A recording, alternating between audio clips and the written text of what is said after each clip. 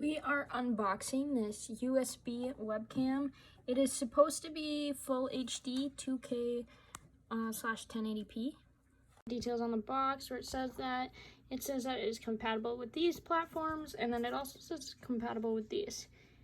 So if you're PlayStation, it seems like you're out of luck, but other than that, it should work. Pasavant brand has a little tripod too if you want to use that. This is a video to show quality difference. So this webcam right now is the Logitech C920. So this is what I got going on. It runs, I think I have it at 60 frames per second right now just because I don't have the best GPU. But so here's for comparison and quality. This is the Logitech C920. So here are the default settings with the new camera. They're in pretty much the same spot. So here's a comparison. So this is the new, this is the Logitech. So you definitely can see a difference, that the Logitech is a little better, but still this is way cheaper than the Logitech, so there's a difference there.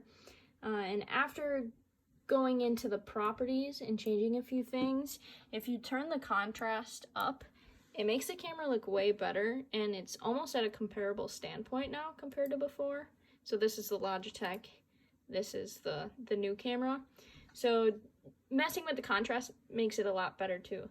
But you can tell the difference. The new camera is picking up the background more clear and not focusing on my face, where the Logitech kind of blurs out the background and focuses on my face. And there's nothing I can change about that in the settings. And they don't have like drivers or apps to change that. But it's still a really good camera if you don't have one already. I want to say it was only like $30. I'll provide the link so that you could order it yourself if you're interested. It also would be a really good hand cam. It has a tripod that it comes with. That would be really nice, but it's still a good camera. It's just that I already had a pretty nice camera, so I'd have to pay a little more to upgrade.